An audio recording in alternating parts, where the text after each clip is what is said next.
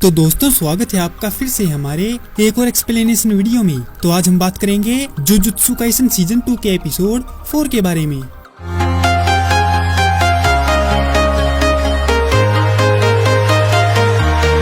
गेटो की आंखों के सामने तोजी ने रिको को गोली मार दी, जिससे रिको मर जाती है और तोजी गेटो को बोला कि तुम्हारा काम खत्म हो गया है, अब तुम घर जा सकते हो। गेटो तोजी से पूछता है कि तुम अंदर कैसे आ गए, जिस पर तोजी गेटो को बोलता है कि उसने गोजो को मार डाला है। तभी गेटो अपने शिकिगामियों को निकालता है और तोजी पर अटैक कर देता है। ड्रैगन तोजी को मुंह में पकड़ता है और आसपास की दीवारों से टकरा जाता है। इस दौरान तोजी अपनी हैंडगन से गेटो पर फायर करता है, जिससे गेटो आसानी से बच जाता है। गेटो टॉम्ब्स ऑफ द स्टार के निचले इलाके में जाता है, जहां तोजी ड्रैगन से अपने आप को छुड़ा लेता है और तोजी गेटो से कहता है कि तुम मुझे मारने के लिए इतने उतावले क्यों हो रहे हो, अभी तो खेल शुरू हुआ है। तोजी टूटी हुई बिल्डिंगों पर चलना शुरू कर देता है और गेटो को बताता है कि योद्धाओं की कब्र को छुपाने वाला कवच है ये कवच उन लोगों को नहीं रोक पाता जिन्हें पता है कि सही दरवाजा कौन सा है, इसीलिए यहाँ पर पहरेदार नहीं हैं और जुजुत्सु सोसाइटी के सभी जादूगर फिलहाल बिजी हैं और बाहर फ्लाई हेड की बाढ़ सी आ गई है। मुझ में शापित शक्ति बिल्कुल भी नहीं है, लेकिन अगर मैंने अपने शापित औजार निकाले तो उनको मेरे बारे में पता चल जाएगा और मेरे साथ एक शापित शक्ति भी रहती है।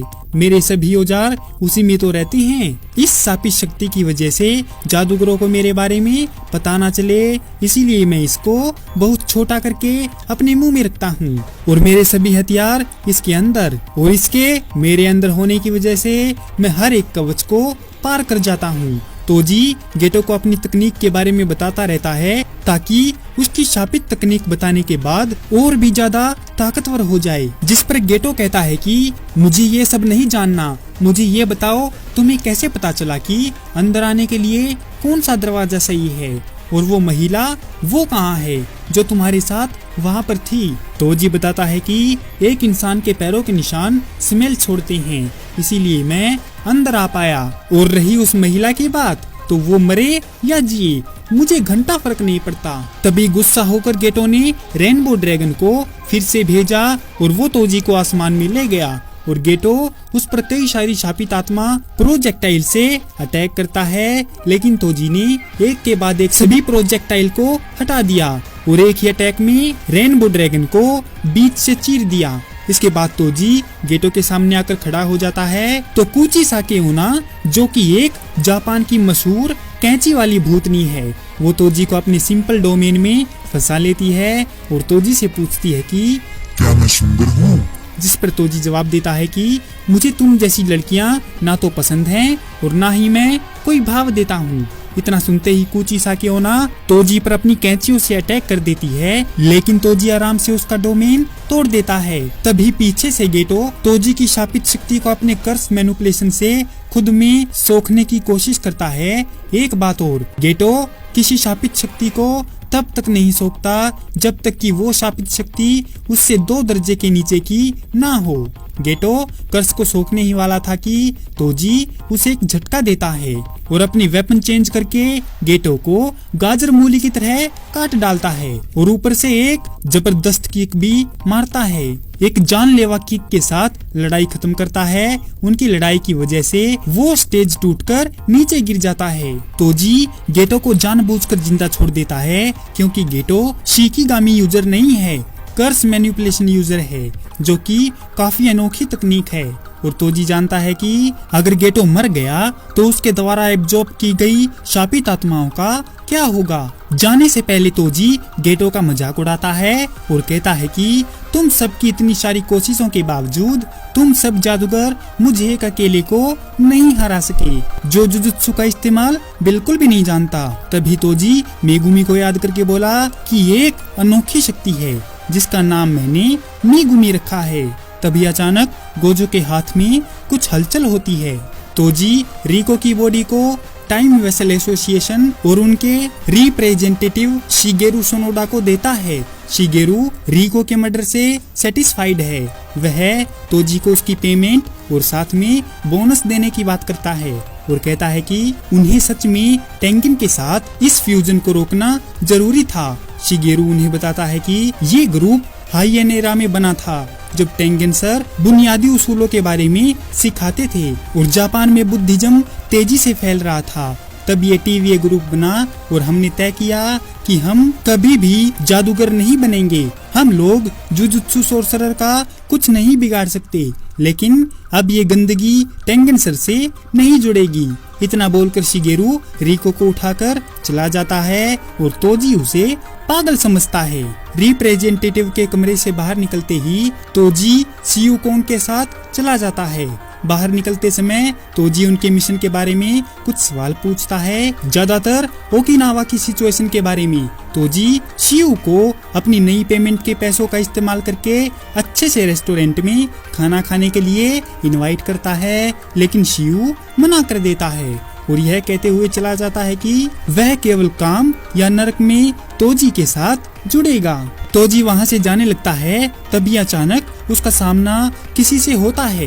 वह कोई और नहीं बल्कि साटोरू गोजो होता है, जो मौत को छूकर टक से वापस आ गया है। तोजी समझ जाता है कि गोजो रिवर्स कर्स टेक्निक से ठीक हुआ है।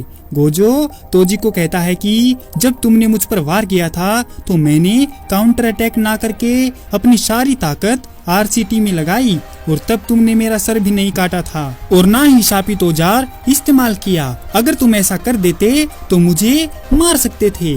अब मैं आरसीटी से वापस आ गया हूँ, जिसका इस्तेमाल करना मैं बिल्कुल भी नहीं जानता था और ये टेक्निक इस्तेमाल करना कोई बच्चों का खेल नहीं है।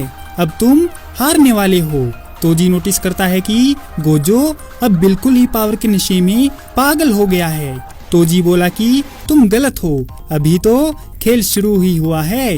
इससे पहले कि तोजी गोजो पर फुल स्पीड से अटैक करता है, साटोरू गोजो आसानी से तोजी की वार से बच जाता है और पहली बार अपनी शापित तकनीक रिवर्सल रेड का इस्तेमाल करके तोजी को पीछे की ओर वापस धकेल देता है। रेड के वार से तोजी दूर गिर जाता है, लेकिन उसे कोई गंभीर चोट नहीं लगती। जैसे ही जगा हुआ लिमिटलेस यूजर गोजो हवा में उड़ता है और स्माइल करता है, जिस पर तोजी उसे राक्षस कहता है।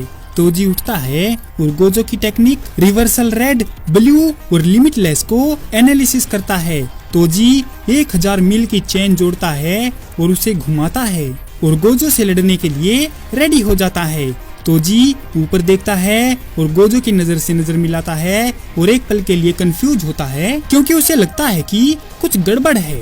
हालांकि तोजी इसे अनदेखा करता है और खुद से कहता है कि सब कुछ ठीक है, कुछ गड़बड़ नहीं है। वह गोजो पर कई बार इन्वर्टेड स्पीयर ऑफ हेवन को फेंकता है, लेकिन 6 साइज यूजर गोजो आसानी से इससे बच जाता है।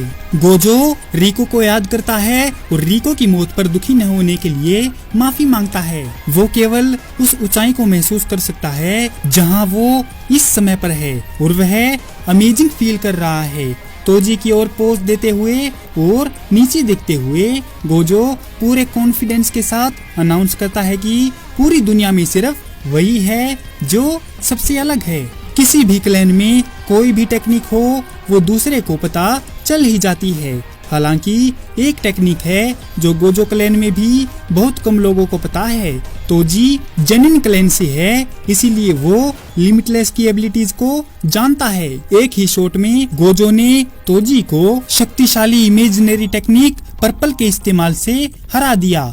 जैसे ही वो इंजर्ड हुआ, तोजी ने खुद से कहा कि कुछ गड़बड़ है। आमतौर पर वो कहता है कि मैं फ्री में काम करने से इनकार करता हूँ और जैसे ही गोजो आया मैं यहाँ से तुरंत भाग सकता था। हालांकि इस बार तोजी दुनिया के सबसे स्ट्रॉन्ग सोर्सरर को मारकर उसे घुटनों पर लाना चाहता था और जुजुत्सु के तारे को डिस्ट्रॉय करना था, साथ ही उस जेनिन क्लैन को भी जिसने उसे ठुकराया था। लेकिन अब जब पर्पल द्वारा उसके शरीर का लगभग आधा हिस्सा खत्म कर दिया गया है, तोजी मानता है कि ये वही मोमेंट था जब उसने ये मकसद पाने के लिए अपने बनाए उसूल तोड़ दिए और हार गया।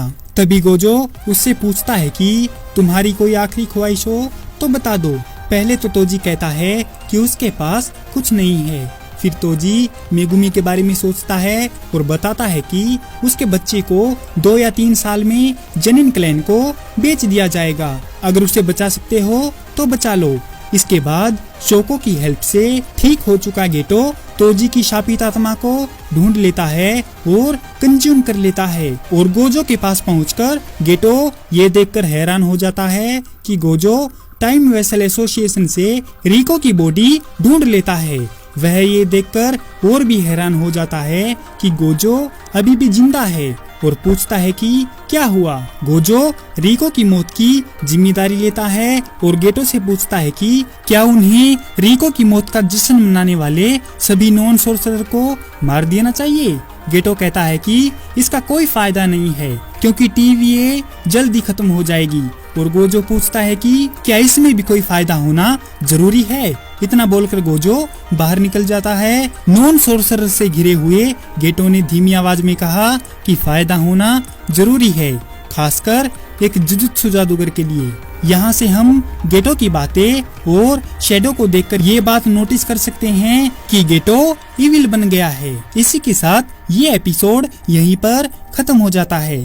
तो दोस्तों कैसी लगी आपको जुजुत्सु काइसन सीजन 2 के एपिसोड 4 की ये एक्सप्लेनेशन वीडियो? अगर आपको ये वीडियो पसंद आई हो तो इस वीडियो को लाइक और हमारे चैनल को सब्सक्राइब जरूर करें। आपका हमारी वीडियो देखने के लिए बहुत बहुत धन्यवाद और शुक्रिया।